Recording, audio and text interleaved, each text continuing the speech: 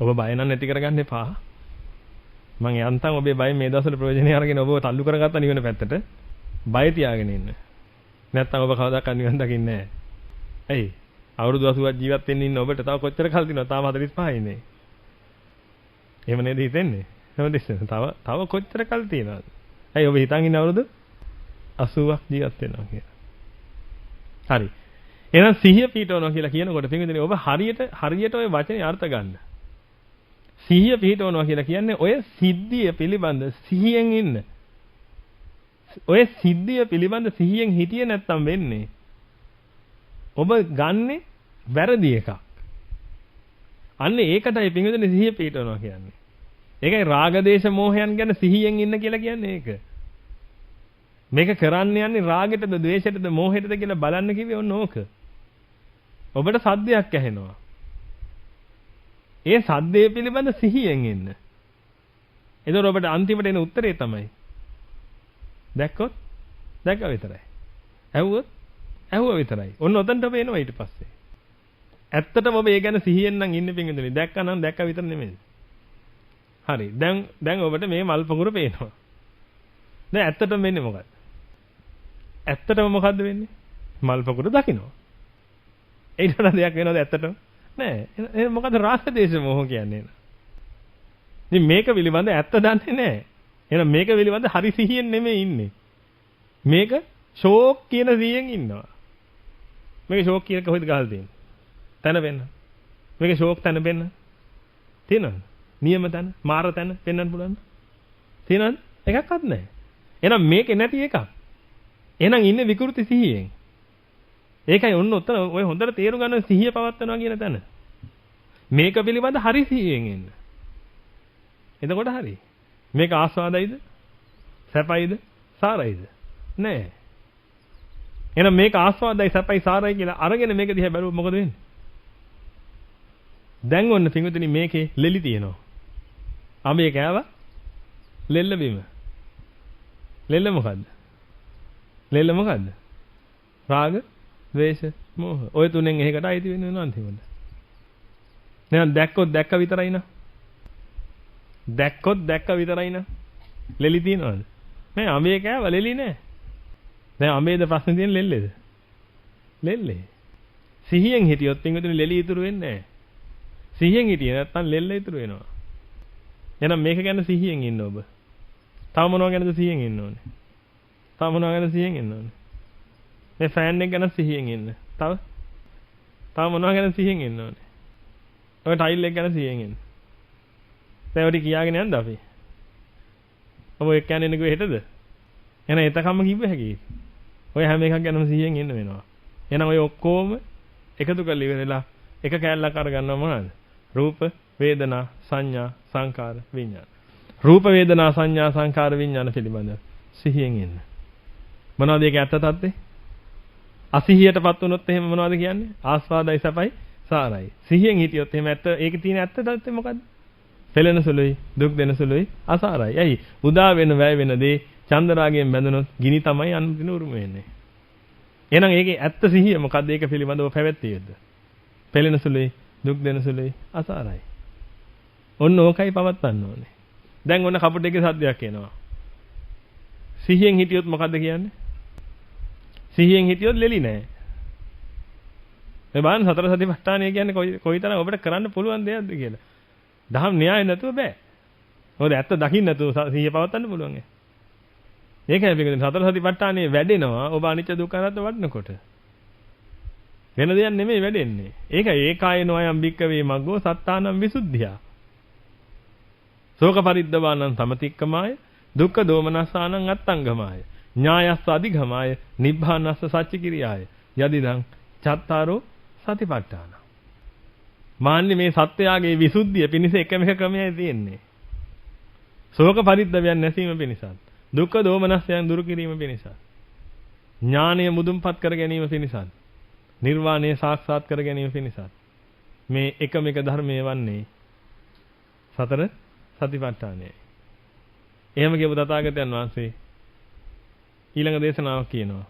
සෝතාපන්න වෙන්නත්, සකදාගාමි වෙන්නත්, අනාගාමි වෙන්නත්, අරිහත් වෙන්නත්, අරිහත් ඵල සුව විඳින්නත්. මොකක් වඩන්න කියලාද? අනිච්ච දුක්ඛ අනාත්ම වඩන්න කියලා. එහෙනම් පිටුදින අනිච්ච දුක්ඛ අනාත්ම වඩන කෙනාට සතර සතිපට්ඨානෙ නෙමෙයිද වැඩෙන්නේ? ඒකයි ඔබට කියන්නේ මේ මේ දහම් න්‍යාය හරියට තේරුම් අරගෙන මේ දහම් න්‍යාය තුලින් ලෝකේ බලන්න. කපුටේ කෑ ගැහුවා. දැන් මට ඔබ කියන්න. සිහියෙන් හිටියොත් මොකද්ද ඔබ ගන්න ඕනේ? මොකද්ද ඔය ගන්න ඕනේ? සිහියෙන් ඉන්නව නම් ගන්න ඕනේ මොකද්ද? පෙළෙන සුළුයි, දුක් දෙන සුළුයි, අසාරයි. අසියෙන් හිටියොත් මොනවාද? ආස්වාදයි, සැපයි, සාරයි. ඔය තුනම එකතු කරලා කියන්නේ. ශෝක්, තව නියමයි, තව මාරයි, පට්ට, තව එල, හරිද? කූල්. එහෙම කියන්නේ නේද? පිටරටවලයි කියන්නේ කූල්. මොකක් හරි 10,000ක් පෙන්නලා කූල් කිව්වනම් එහෙම කෝටි ගණක් විකිනිලා ඉවරයි. නළුවෙක් කියන්නේ. හරිද? ඔබ අහුවෙන හොඳම වචනේ මොකද්ද? ඔය ටිකෙන්. ඔබ අහුවෙන වචන ටිකක් ඇති. යාළුවෝ ඒවා තමයි ඔබට ඇවිල්ලා කියන්නේ. අසිහියෙන් වගේ කියන්නේ කියනකොට. ඔය හොඳට බලන්න. ඒක ප්‍රොමෝට් කරන්නේ අසිහියෙන් වගේ. ඒක නියමයි මේමයි අරක මම මේමයි මාරයි. ඔක්කොම කියනවා. ඒ කියනකොට මෙතන ඔබට තියෙන්නේ අත් දෙක මැදගෙන. ඔන්න බලන් ඉන්න. ඇයි? කහනවා මු නේද? දැන් තව ටිකකින් මක් වෙයිද? ඉස්ම දැක්කේරේ. ඒ වෙලාවට පින්දුනේ ඔබ වෙනම ලේන්සුවක් තියන් ඉන්න ඔය જાති යාළුවන්ට. මචං. කහලි ඉවරද? එහෙනම් පිහදා ගනි.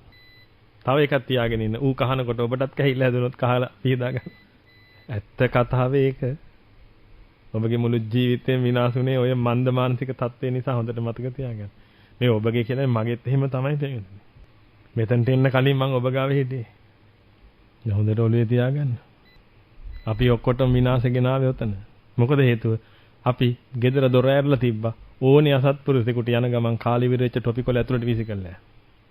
එහෙනම් වැරද්ද අසත්පුරුෂයාගේ නෙමෙයි. ඇයි දොර ඇරලා තියෙන්නේ? දොර වහගන්න. කුණු ඔක්කොම එළියට දාලා දොර වහලා දාන්න. දැන් කාටවත් ඔබේ ගෙදරට ආයේ කුණු දාන්න බෑ. වැරද්ද තියෙන්නේ ඔබගේ අතේ පින්වතුනි. ඒකයි මම ඔබට කියන්නේ. ඒ වැරද්ද හදා ගන්න. එහෙනම් හැමදෙස්සම 100 පිටවන්න. මේක ගේම් එකක් වගේ කරන්න. ඔබට මතකයිද ඔබ දැකලා ඉතින් පින්වතුනි ඔය ටිකක් ඉහළ පෙළේ ක්‍රීඩා සමාජවල ක්‍රිකට් ප්‍රැක්ටිස් කරන්න වෙන මැෂින් එකක් තියෙනවා. අර පැත්තෙන් බෝලේ එවනවා. මැෂින් එකෙන් එවන්නේ බෝලේ. ඊට මේ පැත්තේ ඉඳලා බැට් කරනවා. මැෂින් එකට බෝල ලෝඩ් කරලා තියෙන්නේ. ඒකෙන් ඒ අතට විසි කරනවා බෝල. අරයාගේ ළඟින් එහෙම මෙහෙම යන්න. ඉස්සරහට තව ටිකක් ඉස්සරහට බැට් එක මැද්දට ඔය ආදි වශයෙන් එවනවා බෝල. ඒ වේගෙන් එවන්න පුළුවන්. එතකොට නිකන් බෝලර් කෙනෙක් බෝල් දානවා වගේ තමයි. තනියෙන් ප්‍රැක්ටිස් කරන්න තියෙන්නේ. දැන් ඔබ එහෙනම් ඒ බැට් කරනවා නම් එතනටලා ඉඳගෙන. දැන් මොකද කරන්න ඕනේ? ඔබ එන බෝලෙට එන විදිහට බැට් කරනවා. ඔක ඇත්තටම ෆන් නැද්ද? ක්‍රිකට් ගහන අයට ඔක ෆන් වැඩක් නෙමෙයිද? ඉතින් නිවන් දකින්න අයටත් ෆන් වැඩක් මම මේ කියන්නේ. මොකද්ද? සතර සතිපට්ඨානයි. එනකොටම දැන් මුලින් එන බෝල් ඔක්කොම මොකද වෙන්නේ? පිටිපස්සට යනවා. ඇයි? පුරුදු නැහැ. යන්තම් වදිනවා. යන්තම් බැට් එක වැදිලා පිටිපස්සට යනවා. සමහර අය ඔළුවෙත් වදිනවා, ඇඟෙත් වදිනවා, ඇද්ද වැටෙනවා බීම. ස්පිරිතාලෙත් යන්න වෙනවා. කමන්නේ. ක්‍රිකට් ගහලා දින්නද ඔබ? කවුද ක්‍රිකට් ගහලා දින්නේ? ගහපු ගමම මැරලා වැටෙනා නම් හරි. අපි මැච් එක දින්නා කියනකොට මැරිච්ච ක්‍රීඩකයෙක් ඉන්නවනම් අන්න එයා තමයි ක්‍රිකට් ගහලා දිනලා මැරලා තියෙන්නේ. නැත්තම් දැන් ජීවතුන් අතර ඉන්න අය ගන්න බෑ. එහෙට මැච් එකක් තියලා ඒක පෙරදුනොත් එහෙනම් මේ විදිහේ ඒක දිනන්න නෙමෙයිනේ ආවේ. නමුත් මේක දිනන්න ආවේ. දැන් මම මේක පොඩ්ඩක් නතර කරලා ඔබට කාරණාවක් කියන්නද? මෙතන භාවනා කර කර හිට පාවඳුරුව මෙතන බණහා හිට පාවඳුරුව නැකිලා ගියා ඔබට ජෙනරේටරේ දාන්න. ඔබට රස්නේ නිසා. කොහොමද ඔබ මග වැඩි වෙන්නේ නැත්තම්? කොහෙද යන්න වෙන්නේ? අටට බෑලු. තාත්තා කියනවා බෑලු. 9ට. තාත්තා අලුත් එකක් හදනවා. අවිතිමාන නරකාදියට යටින්. මොකද ධර්මය ඔබයි ආරාමයට ඇවිල්ලා මග වඩන්න නැතුව යන අයට. යන්න. ඇයි පින්දුනේ උන්වහන්සේගේ නිවන් දකින්න කාලේ දැන් නැති උනේ. දැන් මම මෙතනින් එහාට මේ කියන එකක්වත් උන්වහන්සේට නැහැ. ඇයි? මේ ෆෑන් කරකෙන්නේ නැහැ. සද්ද ඇහෙනවා. ඔබට ගොඩාක් දාඩිය දානවා.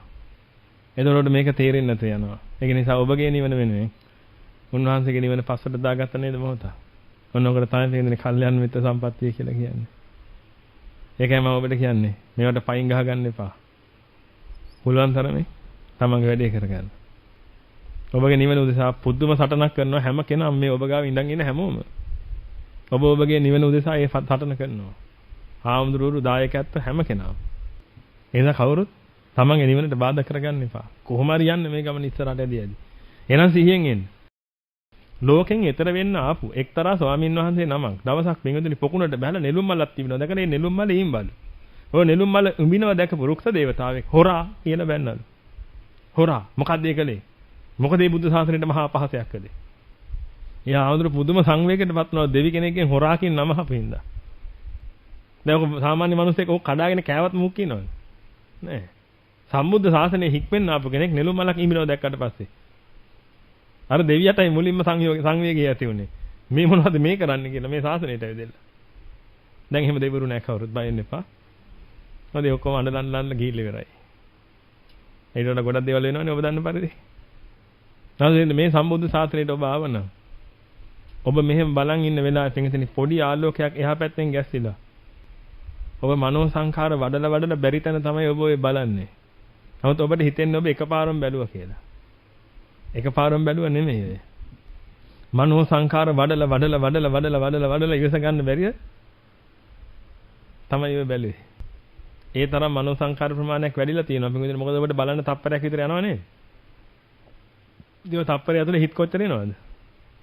ඕවත් පිටින් හොඳ දුර්වලතා හොඳට මතක තියාගන්න. ඔබ ඔය ඔක්කොම සුද්ධ කරන්න ඕනේ.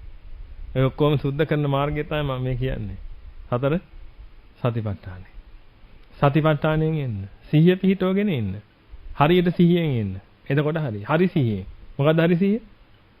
මොකද්ද හරි සිහිය? ආස්වාදයි සැපයි ඈ? ඔව්. ආස්වාදයි සැපයි මොකද්ද? පෙරෙන සුළුයි දුක් දෙන සුළුයි අසාරයි. ඔන්න ඔය සිහියෙන් එන්න. එන්නකොටම දැන් මම ඔබට කියනවා. මං හවසට යනකොට ඔබට හොඳ කතාවක් කියන්න. ඒ කියනකොටම පින්විතනේ ඔබට සිහියට එනවටක් ගාලා. මේ හොඳ කතාවක් කියන්නේ. එහෙම කතා කොයි දාඳුරන්නේ තියෙන්නේ? හොඳ කතා කොහෙද තියෙන්නේ? ඔය එන එක මොකද්ද? පෙළෙන සුළුයි, දුක් දෙන සුළුයි, අසාරයි. එහෙනම් මට මොකටද? එච්චරයි. කියන වෙලාවට ඇහුනොත් ඇහුණා. අහගන්න ඕන නම් අහගත්තා. පෙළෙන්නවත් පෙළීමෙන් නිදහස් වෙන්නවත් නෙමෙයි අහගත්තේ. ඌමනා නිසා. ඌමනා නිසායි අහගත්තේ. වෙන දෙයකට නෙමෙයි. සිහියෙන් හිටියේ නැත්තම් මොකද වෙන්නේ? ෂෝක් කතාවක් තියෙන යන ගමන් කියන්න. කියනකොට ඔබ නිගමන හිතන්න මේකදනේ. ඔබගේ විරින්දා වැවිදිලා ඔබට කියනවා. මං ගොඩ කාලයක් බලන් හිටියාවට මේ කතාව කියන්න. මට සමා වෙන්න. මම මේක කිව්වොත් එහෙම ඔයා ගොඩාක් මං ගැන අපහදින බව මං දන්නවා. කියනකොට එයාට කෝල් එකක් එනවා. පොඩ්ඩක් ඉන්න. කියලා කෝල් එකට ආන්සර් කරන්න ගියොත් එහෙම ඔබ අතට අහුවෙච්ච එකෙන් අරන් ගන්න එක නැද්ද? කියලා ඵලයන් ඔක් කියන එක කියන. ඇයි? පුදුම පෙළීමකට 1000කටපත් වෙන්න පටන් ගන්නවා. ඇයි ඔබගේ හිතේ මැවි එනවා මහා පෙළීම්. මට මේක මුලින්ම කියන්න තිබ්බේ වාට. නමුත් මට ඒක කියන්න බැරි වුණා. එයාද කියනවා අපේ මල්ලි බැඳලා ඉන්න නංගිට බබෙක් හම්බ වෙන්නේ ඉන්නවා. ඕක ඕනනම් කරලා බලන්න. හැබැයි හෙල්මට් එකක් දාගෙන. නැත්තම් ස්වාමි පුරුෂයා ළඟ තියෙන එකෙන් ඇදලා ගැව්වට පස්සේ ඔලු පලා ගන්න වෙන්නේ. මොකද ස්වාමි පුරුෂයාට හිතෙන්නේ මේ අනියම් සම්බන්ධතාවය පවත්තලා මහා ගින්නක් පටන් ගන්නවා මේකද. ආයේ කතා දෙකක් නැහැ. මේක කරන්න එපා. නමුත් ඔබ නිකන් මේක ඉමේජින් කරලා බලන්න. ඔබ කෝල් එකක් ගන්නවා. කෝල් එකක් අරගෙන මට වාට මේක මූන්ට කියන්න බැරි නිසායි මම මේ කියන්නේ මේ ෆෝන් එකේ. මම මේක වාට කොට කාලෙක ඉඳලා කියන්න බලාගෙන හිටියා. නමුත් මට මේක කියා ගන්න බැරි වුණා. කියන ෆෝන් එක තියෙනවා. සිග්නල් ගියා. කළා ඔෆ් කළා දාන ෆෝන් එක. මිනිහා වැඩ කරා ඉතින් රස්සාව කරා ඉතින් දවසේ. රූකඩ.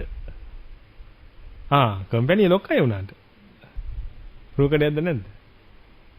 හරියටම උන්වහන්සේට කතා කරලා කියන්නේ ස්වාමීනි මම වහන්සේට කියන්න මම හිටියේ ස්වාමීනි. නැත්නම් මේක මට කියා ගන්න බැරි වුණා. ඔබ වහන්සේ මං ගැන හිතක් හිතයි දන්නේ නැහැ ස්වාමීනි. කියලා ෆෝන් එක තියලා බලන්න. ප්‍රශ්නයක් දුන්නාද? මං ඔන්න ඔය නිදහස ගැන ඔබට කතා කරන්නේ. ඔබ කවද්ද පින්විතනේ ඔය නිදහස අචීව් කරන්නේ? මාත්‍රයක්වත් කේන්තියක් නැහැ. මාත්‍රයක්වත් කම්පා වෙන්නේ නැහැ. ඕනනම් ආයෙ ඔබ ගත්තාම කට්ටුනා නේද? ඔච්චරයි. අර මොකද්ද කීයේ හිටියේ? ඕමවත් අහන්න එකක් නැහැ. කට්ටුනා නේද? කියලා ඔබ ආයෙ කියන්න පටන් ගන්න iPhone එක තිබ්බොත්. එහෙනම් පැයකට පස්සේ ඔබ ගත්තත් කට්ටුනා නේද? ඔච්චර තමයි ඔබට ආගන්න පුළුවන්. ඇයි? තේරෙන්නේ නැහැ. ඉතින් පින්වතුනි ඔබ කැමති නැද්ද ඔය කියන තැනට එන්න? කැමති නේද? හරියට දිව්‍ය ලෝක යන කැමති වගේ. හැබැයි මැරෙන්න කැමති නැහැ. ඒකයි ප්‍රශ්නේ.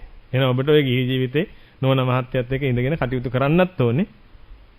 මක් වෙන්නත් ඕනේද? නිවන පූර්ණේ කරගන්නත් ඕනේ. ඒක තමයි එහෙම ක්‍රමයක් තථාගතයන් වහන්සේ දේශනා කරලා තියෙනවා. පංචකාම සම්පත්තිය විඳගෙනම නිවන් දකින්න පුළුවන් ක්‍රමයක්. ගොඩක් අය මේනකොට නිවන් දැකලා. නිවන් දකින්න තියෙන ක්‍රමේ පංචකාම සැප සම්පත් අනුභව කිරීම නම් දැන් ඇත්තටම බලද්දි කාම ලෝකේ ඉන්න ඔක්කොම වගේ නිවන් දැකලා. තවත් එකකින් අවශ්‍යතාවයේ තියෙන යථාර්ථවත් සිහියටපත් වීම. දැන් ඔබ කල්පනා කරලා බලන්න පිටින් ඔබට සිහියටපත් වෙන්න පුළුවන්. බෝලයක් එනවා දැන්. මේ බෝලෙට බැට් කරගන්න පුළුවන්. බැට් කරන විදිහ දන්නේ නැත්නම් බැට් එක අල්ලන විදිහ දන්නේ නැත්නම් ඉතින් බැට් කරන එකක් ගැන කතා කරලා වැඩක් නැහැ. ඔබ ඉස්සෙල්ලා බැට් කරන විදිහ හොඳට ඉගෙන ගන්න. බැට් කරන විදිහ හොඳට ඉගෙනගෙන පින්වතුනි එනේන බෝලෙට ගහන්න. ගොඩාක් බෝල මිස් වෙයි ඔබට. කමක් නැහැ. දැන් ඔබ 100න් ඉන්නවා කිව්වොත් එම් බෝල කීයක් මිස් වෙනවද තප්පරයකට? මේ දැන්ට අපි ගම එක විනාඩි 5ක් ඇතුළත අපි දානවා සද්ද කීපයක්. ඔබට බලන්න රූප දානවා, සද්ද දානවා, රූප දානවා, සද්ද දානවා. දැන් ඔක හයියෙන් දැම්මොත් එහෙම පුළුවන් ද කරගන්න? බෑ. රූපයක් දැම්මා. දැන් ඔබට තියෙන එකට වැට් කරන්න. 100න් එන්නේ ඒක ගැන. ශබ්දයක් දානවා ඊට පස්සේ 100න් එන්න. ඔය විදිහට පින්විතනේ ඔබ ප්‍රැක්ටිස් කරන්න මේක. කවුරුත් දාන්න දෙයක් නැහැ ඔබට දානවනේ කට්ටිය. නිකන් ඔබ ඉන්නකොට දැනුත් පේනවනේ පින්විතනේ ඔබට පේනවා ඔබට ඇහෙනවා. ඒ ඔක්කොම තියෙනවනේ. ඒ ඔබ නිකම හිතලා බලන්න පින්විතනේ මම නමෝ තස්ස භගවතු වරහතෝ කියන එක තියා තාලෙට එහෙම කිව්වොත් එහෙම ඔබත් කියන්න පටන් ගන්නවද නැද්ද? මම ඔබට මේ පෙන්වන්නේ මේවා. දැන් භාවනා කරන්න කියලා මං ටිකක් යම් තාලයකට නමෝ තස්ස භගවතු වරහතෝ සම්මා සම්බුද්දස්ස කියලා කියනවා. එතකොට ඔබටත් කියන්න හිතෙනවද නැද්ද? හිතෙනවද නැද්ද? හිතෙනවා. ඇයි ඒ? මං කියන්න කිව්වද? නෑ. එනයි කියන්නේ. ඒ හඬ ඇහෙනකොට, ඒ තාලය ඇහෙනකොට මොකද වෙන්නේ? හඬට වඩා ඒ තාලය ඇහෙනකොට පෙලෙන්න පටන් ගන්නවා. ඒ පෙලීමෙන් නිදහස් වෙන්න. ලෝකේ තියෙන ලස්සනම කටහඬෙන් ඒ තාලය කිව්වොත් ඒකෙන් නිදහස් වෙනවා. ලෝකේ තියෙන ලස්සනම කටහඬ කාගාවද දෙන්නේ? කපුටත් ඕකමයි කියන්නේ. කපුටත් ඕකම නේද කියන්නේ? ලෝකේ තියෙන ලස්සනම කටහඬ තියෙන ඔබට තනි තනියෙන් තම තමන්ට. ඒක නිසා පින්විතනේ ඔබත් කියන්න පටන් ගන්නවා. ඔබ හොඳට කල්පනා කරලා බලන්න නැද්ද කියලා. නමෝ නමෝ බුද්ධ දිවාකරාය කියනකොට ඔක්කොම පටන් ගන්න නැද්ද බලන්න කියන්න. මම ඔක කියන ඤමෝ ඤමෝ බුද්ධ ජීවා ඔබත් කියයිද? කතා කරන්න. විහිළුවක් නෙමෙයි මේ කරන්නේ. hina වුණාට කමන්නේ නැහැ. මානසිකාරයට ගන්න. කියන්න. ඔබත් කියයිද? කියයිද? නෑ. එහෙනම් ඇයි අර විදිහට කිව්වම කියන්නේ? දැන් දෙකෙන්ම කියන්නේ. මට එදා එහෙම කියන්න පුළුවන් වුණාට පිටිනේ. අද මගේ කතාවට සම්පූර්ණයෙන්ම වෙනස් වෙලා. දැන් මට කියනවා ඤමෝ ඤමෝ බුද්ධ ජීවාකරාය. කොහොම තමයි මට දැන් කියන්න පුළුවන් වෙලා තියෙන්නේ. ඒත් මම මහත් වූ ශ්‍රද්ධාවකින් තථාගතයන් වහන්සේ ගැන නෙමෙයිද මේ කියන්නේ. එහෙනම් ඇයි ඔබට කියන්න බැරි? එහෙනම් ඔබ ඒවල කියලා තියෙන පිටිනේ ශ්‍රද්ධාවට නෙමෙයි. ඔබ ඒකේවල කියලා තියෙන්නේ. ඇති වෙච්ච පෙළීමෙන් නිදහස. දහම තේරුම් ගන්න පිටිනේ එතකොට ඔබට ඔක්කොම පේයි. ඔන්න ඔය කරුණ නිසා තමයි පිටිනේ. දෙවියන්ට ආරාධනා කරන්න කියන වෙලාවේදී මම ඔබට කියන්නේ හිතින් දෙවියන්ට සහ මළගිය ඥාතීන්ට ආරාධනා කරන්න කියලා. මාත් එක්ක මේක කියන්න දෙන්නේ නැතුව. ඇයි? ඔබ මේක මාත් එක්ක කියන්න ගත්තොත් මම මේක කියනකොට පින්විතනි දසදහසක් ලෝක ධාතුවම අරමුණු කරනවා. මොකද මම ඒක කියන්නේ පිළිලා නිදහස් වෙන නෙමෙයි කියන්න ඕන නිසා. නමුත් ඔබ ඒක ඇහෙනකොට ඔබ ඒක කියන්න පටන් ගන්නවා. ඇයි? පිළිලා නිදහස් වෙන්න. එතකොට ඔබට ඔබගේ ඥාතීන්වවත් අරමුණු කරගන්න බැරුව යනවා. ඔබ ඥාතීන්වවත් අඩුම තරමේ අරමුණු කරගත්තේ නැත්නම් දෙවියන්ව තියා ඒ ඇත්තෙකුටවත් මෙහෙ එන්න හම්බ වෙන්නේ නැහැ. ඒකයි ඔබට කියන්නේ මම දෙවියන්ට ආරාධනා කරන මොහොතේදී ඔබ හිතින් මේක දැන් හොඳට අහලා පුරුදු ඇති. හැම දේශනාවකම කියලා තියෙනවා. හිතින් දෙවියන්ට ආරාධනා කරන්න, මළගිය ඥාතිවරුන්ට ආරාධනා කරන්න. මොකද ඒක ටිකක් ලයාන්විතව යන නිසා. බලන්න ඔබ බලාපොරොත්තු වෙච්ච නැති දෙලීම් අවස්ථා. කවද්ද නිදහස් වෙන්නේ? කවද්ද ඔබ නිදහස් මිනිස්සෙක් බවට පත් වෙන්නේ? මොනවා කළාද? ලියුම් කීයක් ටයිප් කරන්න වේද? දෙඩ කී දෙනෙකුට බේත් දෙන්න වේද? ඔබ නිදහස් මිනිස්සෙක් වෙන්න හිතලා බලන්න. සිහියෙන් එන්න. නැවත නැවතත් මට කියන්න තියෙන්නේ සිහියෙන් එන්න. පාරේ යනකොට සිහියෙන් එන්න. ගලක වැටලා වැටුනොත් එහෙම. ඒකද? නෑ. රූපයක පැටලිලා වැන්නොත් එහෙම කියලා බයට. ගලක පැටලලා වැන්නොත් පින්ගොදේ කකුල තුවාල වෙයි ඕනනම් වැඩි මොනක් කැඩෙයි. රූපයක, ශබ්දයක, ගන්ධයක, රසයක, ස්පර්ශයක, ධම්මයක පැටලලා වැන්නොත් කකුල කැල්ල නතර වෙන්නේ නැහැ. ඒක දැඩි හානියක් වෙනවා ඔබට. ඒක නිසා හොඳ සිහියෙන් එන්න. ඔය හැම එකක්ම එන වෙලාවට අසත්පුරුෂයෝ විසින් ඔබට මේවා දෙන වෙලාවට. ඒකයි මම කිව්වේ ලේන්සුවක් තියාගෙන ඉන්න කියලා. විහිළු නෙමෙයි කලේ. ලේන්සු තියන් ඉන්න එපා. ඔබට මේක ඔබගේ ජීවිතේදී මතක් වෙන්න මම ඒ විදිහට කියන්නේ. ඔබ ලේන්සු දෙකක් තියාගෙන ඉන්න. මොකටද? එකක් යාළුවට දෙන්න. අනිත් එක ඔබට පාවිච්චි කරන්න. යාළුවා ඇවිල්ලා අර විදිහට මාරයි කියද්දි ඔබ බලාගෙන ඉන්න. මූ කහන කැහිල්ල. ඒක පින්විතනි කන් යොමු කරගෙන අහගෙන ඉන්න එපා. ඔබ මානසිකාරයට වැටෙන්න. ඒකයි සිහියෙන් ඉන්නවා කියන්නේ. අසිහියෙන් හිටියොත් මේක කියන ඔක්කොම ගන්නවා. එතකොට කියන්නා කෙසේ කිව්වත් අසන්නා එලෙසම ගත යුතුයි කියන තැන ඔබ ඉන්නේ. යසන්නා එලෙසම ගත්තොත් එහෙනම් මොකද වෙන්නේ? රාග දේශ මොහෙන් තමයි කෙලවර වෙන්නේ. එහෙනම් කියන්නා කෙසේ කිව්වත් අසන්නා සිහියෙන් බුද්ධියෙන්. සිහිය පිටවගෙන මනාකොට නුවණින් මෙනෙහි කර කර ඒක අහන්න. සිහිය පිටවන මොකේද? නිවනේ. නිවන මොකද්ද? රාගහක්කේ, දේශහක්කේ, මෝහක්කේ. එහෙම නැත්නම් අනිච්ච දුක්ඛ අනාත්ම ස්වභාවය. එතනින් නිවනට යන්න පුළුවන්. අන්න ඒකෙන් සිහිය පිටවගෙන ඉන්නවා. ඒක දාගෙන ඉවරලා ඒ සිහියෙන් පින්විතනේ අර කියන එක හොඳට නුවණින් මෙනෙහි කරනවා. අන්න එතකොට කියන්නා කෙසේ කිව්වත් අසන්නා සිහි බුද්ධියෙන් අසනවා. එතකොට කියන්න මොනවා කිව්වත් ප්‍රශ්නයක් නැහැ. ඒ කියන්නේ ඔබ දැන් සිහි බුද්ධියෙන් අසනවා නම් පින්විතනේ මම කිව්වොත් එහෙම ෂෝක් කතාවක් මම ඔබට කියන්නම් තව ටිකකින් කියලා. ඒ වෙලාවෙම ඔබට පුළුවන් වෙනවනේ සිහියෙන් බුද්ධියෙන් නම් ඔබ ඉන්නේ. ඊයද ලෝක සත්‍යය සිහිය බුද්ධිය කියන තැන තමයි ඔබත් ඔය පිහිටලා ඉන්නේ. ඔබත් හිතාගෙන ඉන්නේ සිහිය බුද්ධිය කිව්වහම දැන් මේ වෙන මොකුත් හිතන්න හොඳ නැහැ මේ වෙලාවේ. මේ වෙලාවේ හාමුදුරුවෝ කියන එකම හිත හිතා ඉන්නවා. අන්න ඒක තමයි සිහියෙන් ඉන්නවා කියලා කියන්නේ. ඒක ඉතින් ඉස්කෝලේ ටීචර් කියපු එක. ළමයිනේ සිහියෙන් ඉන්නවලක්. ඔය ඉස්කෝලේ ටීචර් කියපු කතාව. ඒ කිව්වේ ඇයි? එකේ පෑන් අදිනවා අනිත් එක පෑන් ගහනවා. අනිත් එක ඉස්සර එකගේ ඔළුවට ගහනවා. එවම කරනකොට කියනවා මොකද්ද? ළමයිනේ සිහියෙන් ඉන්නවලක්. නැවතුනේ මට ඔබට ඒක කියන්න බෑ. මොකද මේක ඉස්කෝලයක් නෙමෙයි. එහෙනම් මෙතන සිහියෙන් ඉන්නවා කියන්නේ ඒක නෙමෙයි. කවුරු හරි මෙතන ඉන්න ගමන් කාටද ඔළුවට ගහනවද? කියන මේ ආයත කෙනෙක්ද? නෑ. ඒක නා යන්න ඕනේ වැඩ බැරි පන්තියට. මතකද ඉස්කෝලේ වැඩ බැරි පන්තියක් තිබුණා. මන්ද බුද්ධික ළමයි ඉන්න එක. ඒකට යන්න ඕන කෙනෙක් මෙහෙ ඇවිල්ලා ඉන්නේ. එහෙම නැත්නම් ඔබ හොඳ සිහියෙන් ඉන්නේ. මේ වෙලාවේ ගෙවල් ගැන සිහි කරනවා නෙමෙයි හොඳ සිහියෙන් ඉන්නේ. ඒ පැත්තෙන්. නමුත් ඒක නෙමෙයි සිහිය කියලා කියන්නේ. ඔබ හොඳ සිහියෙන් හිටියා නම් පින්වතුනි ඔය මං කියපු එකකටවත් ඔබ පෙලෙන්නේ නැහැ. ඇයි මං කියපු ඔක්කොම මොනවද? අනිච්ච දුක්ඛ අනාත්ම ඒවනේ. මං කියපු ඔක්කොම අනිච්ච දුක්ඛ අනාත්ම ඒවා පින්වතුනි ඇලෙන්න දෙයක් කිව්වේ නැහැ මං කාටවත්. හරි මං කියන්නේ ෂෝක් කවියක් කියන්නද? ඈ බුදුහාඳුරු ගැන බුදුහාඳුරු ගැන ෂෝක් කවියක් කියන්නේ. එපා කියන්න එපා. ඒක ෂෝක් නේ. එහෙනම් මෙතන බුදුහාඳුරු ගැන හරි කමන්නේ ෂෝක් කවියක් නම් කියනකොට ඔබ දැනගන්න ඕනේ හාමුදුරුවොත් කසන්න යන්නේ නැති වෙන්න. හාමුදුරුවනේ දුඹුරු පාට ලේන්සුන්නක් නැහැ කියන්න තමයි තියෙන්නේ ඔබට. දැන් ඔබ අතරේ කතා කරන හැටි. ඒකයි මම කියන්නේ මේක විහිළුවෙන් හරි. තමන්ගේ ජීවිතේ මේක අස්සේ තියා ගන්න පුළුවන් තරම්. ඒ කියන්නේ දහම විහිළුවට ගන්නව නෙමෙයි. දැන් නෝනා ඇවිල්ලා දැන් නෝනායි මහත්තයා කියන හොඳ යාළුවෝ දෙන්නේ. නෝනා ඇවිල්ලා කියනවා මේ ෂෝක් සාරියක් දැක්කා. ලේන්සු. දහමේ නැති නෝන කෙනෙකුට නම් කියන්න යන්න එපා රැට කන්න හම්බෙන්නේ ඒකත්. දහමේ ඉන්නවනම් ලේන්සු. ඇයි දැන් මතක නැහැ. ඇයි වෙන 100ක ඉන්නේ 80 ඉන්නේ 100 පිටවල ඉන්නවනම් ෂෝක් කතා කියයිද? මට සාරියක් තියෙනවා මට ගන්න ඕනේ. අන්න එක මට අරන් දෙන්න. ඔහොමනේ කියන්නේ.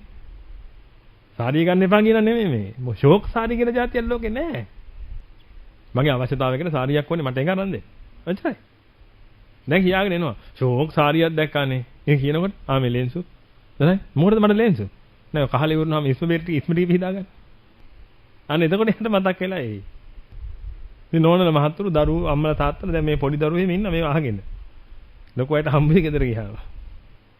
ඔය වගේ කොන් කෑලි අල්ල ගන්නවා පොඩි අය. කියලා බලන්නකො ගෙදර ගිහිල්ලා. දැන් පොඩි දරුවෙක් මෙතන බණ අහනවා නම් හරි අන්තර්ජාලයෙන් හරි බණ අහනවා නම් තරුණ දරුවෙක් කවුරු හරි පොඩි එක්කෙනෙක් කියලා බලන්නකො.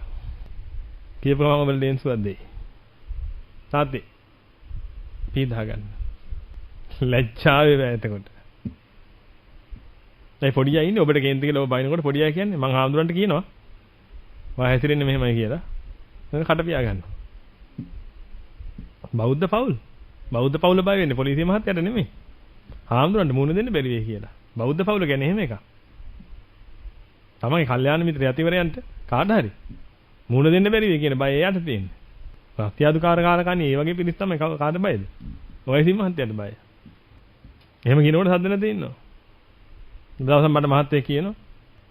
එයාගේ දුවත් එක්ක මොකක් හරි කොන්සර්ට් එකක් බලන්න ගිහිල්ලා මොකක් හරි වෙලා ඒක ටිකට් එක දාලා ගිහිල්ලා මොකක් හරි වෙලා. උන් ටිකට් එක හැමදාම හොයනකොට ටිකට් එක බිම හැල්ලා තිබුණාලු. ඉතින් මේ මහත්තයා මේ හොඳට බනහන මහත්තයෙක්. ඉතින් බඩ පිට බැලුවා කවුරුත් නැහැ. එනේ මහත්තයා ටිකට් එක අහුල ගන්න හදනවනේ. තාත්තේ ඔක ඔයාගේද? නෑනේ. එහෙනම් ඇයි ගන්න හැදේ? ඉතින් පුතේ මේ කාගේවත් නෙමෙයිනේ මේ කවුරුත් නෑනේ මේ මහත්තයා. ඉතින් වැටිලා ගියේ එක්කෙනා. දැන් මග හොය එනවා ඇතිනේ. දැන් අපි මේ අරයි යන තප්පරේට මේක එයා ආවොත් එහෙම එයාට මේ ටිකට් එක නැති වෙනවනේ. හාමුදුරුවාට ඕවද කියලා තියෙන්නේ. මං අහපු බනෝල් නම් එහෙම නෙමෙයිනේ තිබ්බේ. මේ මහත්තයා ටිකට් එක එතනින්ම තියලා. ඇයිලා මෙහි ආපු දවසක මට කියනවා හාමුදුරනේ අපිටත් වඩා හොඳට මේ දරුවෝ බන අහනවා කියලා. ඒක තමයි පිළිඳින්න වෙන්න ඕනේ. මොකද ඔබ දොස්තර වුණා නම් ඔබ හදන්නේ ඔබගේ දරුවා මක් කරන්නද? කන්සල්ටන්ට් කරන්නේ නේද? නැත්නම් එතනිනුත් එහාට අරයි යන්නේ නේද? ඒ දහම එහෙම කරන්නේ නැත්තේ. ඔබ සෝතාපන්නයි නම් පිළිඳින දරුවා අනාගාමී කරවන්න. ඒකට යවන්න ටියුෂන් පන්ති තව දෙකකට විතර සෙන්සුරාදට. එතන ඒ සර් අනාගාමී කළා දෙයි. නැත්තම් මෙහෙ එකන් එයා. හරි. එහෙමනම් දැන් හොඳට සිහිය පිහිටවගෙන කටයුතු කරනවා කියන තැන හොඳට ફોකස් කරන්න. ඕනෙම දෙයක් එනකොට පින්විතනේ අනිත් එක තමයි මේකත් හොඳට මතක තියාගන්න. ආස්වාදයක් එනවා කියනකොට ඒ මොහොතේම පින්විතේ ඔබට දැනෙන්න පටන් ගන්නෝනේ ඒකේ තියෙන ආදීනවය. ඒ මොහොතේම ඔබට ආදීනවය එනවද නැද්ද? ඒකයි මම ඔබට කියන්න පිළිදෙන ඔබ ලස්සනයි කියලා කාව හරි දැක්කොත් එහෙම. ඔබ අඬන්න ඕනේ, ඔබ බය වෙන්න ඕනේ, හිඟින් කනින් දාඩිය දාන්න ඕනේ ඔබට. ඇයි? ඊළඟට වෙන්න යන දේ දැකලා. ඇයි දැන් ඔබ කබලෙන් උඩට පැනලා ඉන්නේ? මෙච්චර කාලයක් කබලේ ඉඳලා එකපාරම පැන්න උඩට. දැන් ඔබ දැනගන්න ඕනේ කබලෙන් ගොඩක් උඩට ගියයි කියලා කියන්නේ ආස්වාදයට ආවා කියලා කියන්නේ ඊළඟට කොහෙටද වැටෙන්නේ? ලිපට වැටෙන්නේ ලිපට. ඔබට ආස්වාදයක් ආපු හැම වෙලාවකම ලිපට වැටෙන්නේ පින්වදින. දදේ කසපු හැම වෙලාවකම ආස්වාදයක් ආව ඊට පස්සේ ඉතුරුනේ ඉස්ම විතරයි. මේ ලෝක සත්‍යය ආස්වාදයක් එනවා කොහොම පුදුම කැමැත්තෙන් ඉන්නේ. ඒකනේ පින්වදින මේ මරු ෆිල්ම් එකක් බැලුවා කිව්වට පස්සේ ඔබ මේ බැඳිලා ඉන්නේ මොකටද? අර ආස්වාදෙට එකපාරම ඔලුවට එන්නේ අර ආස්වාදය. අයි මරු කියලා කිව්වේ මොකටද? ආස්වාද සැප සාර කියන ස්වභාවයට. ඉතින් ඔබ ඒ වෙලාවේ හිතේ ඇඳිලා යන්නේ ආත්මා. නියම ආස්වාදයක් ගන්න පුළුවන්. ආස්වාදයේ මොහොතකට පස්සේ මොකද්ද තියෙන්නේ? ලිප. නිකන් අර රත් වෙච්ච තැටි උඩ හිටපු මිනිහා ඒකෙන් ඉන්න බැර උඩ පැන පැන හිටපු එක දැන් වැටෙන්නේ කොහෙටද? අර අඟුරු තියෙන මහ ගිනි ජාලාවක් තියෙන ලිපට වැටෙන්නේ. නිකන් යන්තම් උඩින් හැම ඇවිල්ලා තිබුණා විතරයි දදේ. ඒ හැම එන්න කසන්න පටන් ගන්නවා. කසන්න එනකොට ඉවස ගන්න බැරුව. ඉවසලා බැරිම තැන මොකද කරන්නේ? කසාගෙන යනවා. ඉතින් ඔය ආස්වාදේ එනකොට ඔබම හිතලා බලන්න ඔබට දද හැදිලා තියෙන පින්විතනේ. දදයක් හැදිච්ච නැති කෙනෙක් ඉන්න තියෙන ඉඩ හරි අඩුයිනේ. අලුවමක් හරි ඇදලා ඔක කසල ඇතිනේ. මදුරුවෙක් කාලා හරි කසල ඇතිනේ. ඉවසගෙන ඉඳලා පින්විතනේ ඔක කසනකොට ඔබට මොලයක් බුද්ධියක් නැද්ද තේරුම් ගන්න මේ කසල ඉවර වෙනකොට ඊළඟට මොකද්ද වෙන්නේ? තනිකර දැවිල්ලක් ඇවිල්ලා ඕජාව වැක්කරෙන්න ගන්නව නේද? ඉතින් ඒක ඔබ දන්නව නේද කසන්න කලින්? දැන් ඔබගේ දරුවාට දදයක් හැදුනට පස්සේ දරුවා ඔක කසන්න හදනකොට ඔබ මොකද කියන්නේ? ඔබ මොකද කියන්නේ? ඉතින් දරුවා කසන්න කලින් නේද කියන්නේ ඔබ ඒක? පුතේ ඔක කසන්න එපා. එවෙන්දනේ මම දන්නවා සමහර එංගලන්තේම සමහර ළමයි ඉන්න ඇඟ පුරාම දද හැදෙනවා. ඒ දේශගුණ විපර්යාස නිසා වෙන්නේ නැති. සමහර ලංකාවෙන් ගියා ඒෂියන්ස්ලාට හැමෝටම වගේ තියෙනවා. සමහර ළමයින්ට. සමහර විදිහට ඇඟ පුරාම දද හැදිලා. ඉතින් සමහර ළමයින්ගේ පිටින් ඇඟ පුරාම බැන්ඩේජ් ඔතන නිදි කරවන්නේ. ටික කාලෙකදී ඒවා හරියනවා. හරියනකන් කාලෙදී බැන්ඩේජ් ඔතන නිදි කරවන්නේ. ඇයි ඒ? නිින්දෙන් කසනවා. ළමයා නැගිටින්නේ තනිකර හැම ගහපු කුකුලෙක් වගේ. ළමයා දන්නේ නිින්දෙන් කසනවා. නිින්දෙන් කැසුවත් ආස්වාදයිද නැද්ද? ආස්වාදයි. ඉතුරු වෙන්නේ මොකද්ද? ඉස්ම ටික නැකිල්ල බලනකොට ඇඳ පුරාම ඉස්ම. ළමයා හැම ගහපු කුකුලෙක් වගේ. ඉතින් ඔබට ඉස්ම විතරයි ඉතුරු වෙන්නේ නැද්ද? ඒකයි මම ඔබට කියන්නේ ආස්වාදයක් එන වෙලාවට හොඳට සිහියට ගන්න පිළිගන්නේ. ආස්වාදය කියන්නේ මරගුලක් බව දකින්න. දැන් ඔබ යනකොට පින්විතනේ ඔබ වැහන්න වලකට. දැන් ඔබ අපුඩි අහනවද? මේ නියමයි වලකට වැහන්න කියලා. නෑ ඔබ දන්නවා දැන් මේ මර උගුලකට වැහලා තියෙන්නේ. දැන් කවුරු හරි මරණ කෙනා ඇවිදලා ඉල්ල මා මරලා දානවා. එහෙනම් ඇයි පින්විතනේ ඔබ ආස්වාදයක් කෙනකොට ඔච්චර ඒකට ඇලෙන්න යන්නේ? ආස්වාදය කෙනකොට බය වෙන්න එපා ඔබ. ආස්වාදයේනේ පින්විතනේ ඔබට මේ හෙනගඩිය උදා කරලා තියෙන. ඔබ මේ මුළු සසරෙම සැරිසරන්නේ ආස්වාදයේ ඉඳන්නේ. මේ තරුණ දරුවෝ ඇයි පැවිද්දට එන්නේ නැත්තේ? ආස්වාදේ. කියන්නේ මරෝගුල හින්දා. මරෝගුල වෙහලා ඉන්නේ. ඒක නිසා එන්න බෑ. ඒක නිසා ඔය ආස්වාදයේ කියන එක ගැන තියෙන සංඥාව සම්පූර්ණයෙන් වෙනස් කරගන්න. ඔබ ආස්වාදී සංඥාවෙන් ඔය අරන් තියෙන්නේ. නමුත් ආස්වාදය කියන්නේ ආස්වාදී සංඥාවෙන් ගත යුතු එකක් නෙමෙයි. ආස්වාදය කියන්නේ මරෝගුලක්. මරෝගුලක සංඥාවෙන් ගන්න මරෝගුලේ වැටිච්ච කෙනාට ඊළඟට උරුම වෙන්නේ මොකද්ද? වැටුනේ මරෝගුලේ නම් ඊළඟට උරුම වෙන්නේ මොකද්ද? මරණය හෝ ඒහා සමාන දුකක්. එහෙනම් ආස්වාදය කිව්ව ගම ඔබ දුවන්න ඕනේද නැද්ද? අවුරුදු කියනවා මේ මරු ෆිල්ම් එකක් බැලුවා. ඔව් කරන්න නැද්ද ඔබ? නමුත් ඔබ තංගාල බලන්නේ මරු ෆිල්ම් එකක් කියලා කියව ගම මොකද වෙන්නේ? ඔබ ගත්ත මරු කියලා ඇලිලත් ඉවරයි. දැන් පෙලෙනවා. මොකද්ද? ඔය කීයද දැන්නේ? ඔය තියෙන්නේ. ඒ ඔක්කොම අහනවා. අහගෙන අදේ දින පිටියත් වේදම් කරගෙන ගිහිල්ලා ඒක බලනවා. බලනකොට ආස්වාදයි. එන ආස්වාදයෙන් ඔබට උදා වුණේ පින්විතනේ ගිනි ගොඩක් විතරයි. ඔබ කබලට නගලා දුන්නා. ඒ කබලෙන් ලිපට පැන්න, කබලෙන් උලට පැන්න, කබලෙන් ලිපට පැන්න, කබලෙන් උලට පැන්න. ඔය ටික කර හිටියා. ආයි දැන් මතක් කළොත් එහෙනම් මොකද වෙන්නේ? මොකද්ද ඔබ කැමති ෆිල්ම් එක කියන්න මට? දැන් කියන්න ඕනේ නැහැ. මතක් වුණානේ. ඒකද? ස්වයංක්‍රීය කබල. ඔබ කන්න කැමති කෑම කියන්න බෑ. දැන් ඇති වැඩේට. ඇයි එදා මොට්ටකමට ගත්තුවා තියනවද? ඔය ඔක්කොම ආස්වාදය කියලා ගත්තේ පින්විතනේ. ආස්වාදය කියන එකද වැරදි සංඥාවක් දාගත්තා. ඒකයි උනේ. ඔබ දන්නේ ආස්වාදය කියන්නේ මරගුලක් කියලා. මරගුලට පස්සේ මරණයයි එන්නේ පින්විත. නැත්තම් ඒහා සමාන මහ දුකක් එන්නේ. ඒ නිසා ඔබට ලස්සන පේනවා නම් පින්විතනේ. ඔබ මරගුලක් ඔය දකින්නේ. පරිස්සම් වෙන්න. ඔබ මරගුලක ඔබ ඉන්නේ. පරිස්සම් වෙන්න. ඒකට ඇලෙන්න නෙමෙයි ඕනේ. බය වෙලා දුවන්න ඕනේ. නමුත් කරන්නේ පින්විතනේ ඒක ෂෝක් කියලා අරගන්නවා.